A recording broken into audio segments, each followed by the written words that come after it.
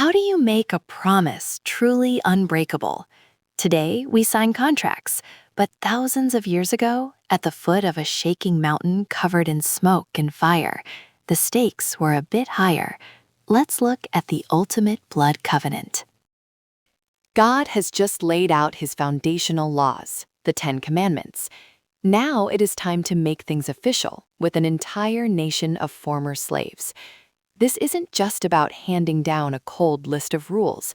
It's about binding two parties together in a permanent, unbreakable relationship. But forging a covenant with the creator of the universe isn't exactly like signing a modern peace treaty. At the foot of Mount Sinai, the stakes were unimaginably high, and the environment was utterly terrifying. Right from the start, God establishes a very strict, highly regulated guest list. This is absolutely no open-door policy. Moses alone is allowed to get close to the divine presence. Aaron, his sons, and 70 of the elders can come part way up the mountain, but everyone else has to stay firmly planted at the bottom. This hierarchy sets the tone immediately. It is a deeply serious, holy moment.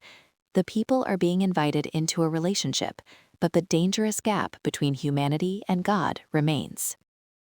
Moses comes back down the mountain to present the terms to the massive crowd. This isn't a forced command delivered at sword point.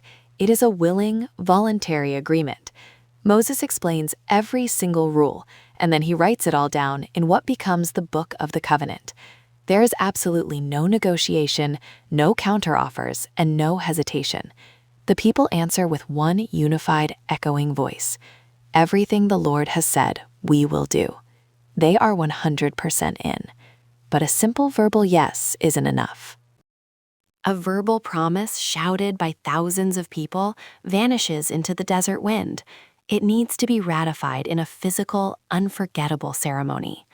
Moses builds an altar at the base of the mountain, symbolizing God's heavy presence.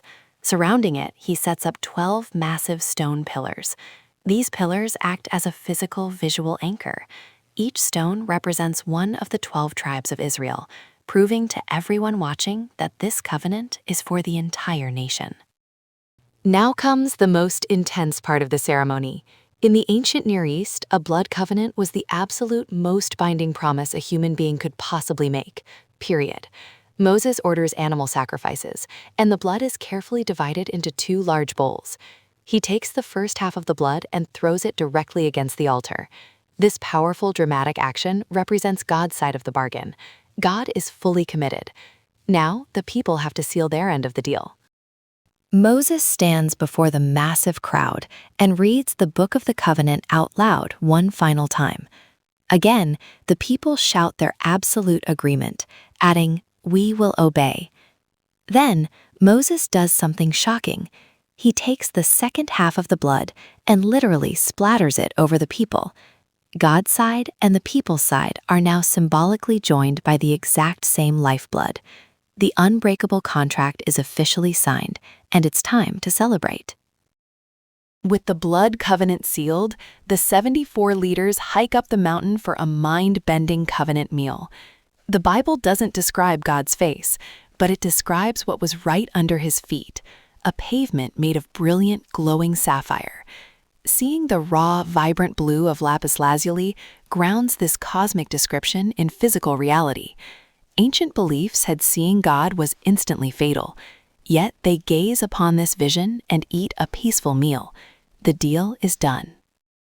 After the meal, Moses is called even higher up the mountain to receive the permanent divine record, actual tablets of stone inscribed by God himself. Moses steps directly into the thick cloud and stays there for 40 days and 40 nights. But consider the view from the bottom of the mountain.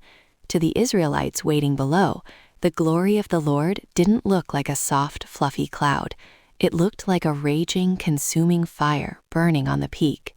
The wait had officially begun. All right, an unbreakable promise has been made, sealed in blood, and celebrated with a heavenly banquet. Now, before you go, let me leave you with 2 questions to sit with. First, the Israelites were quick to say, "We will obey," in the heat of the moment. How often do we make massive promises to God or others when our emotions are high, only to struggle later?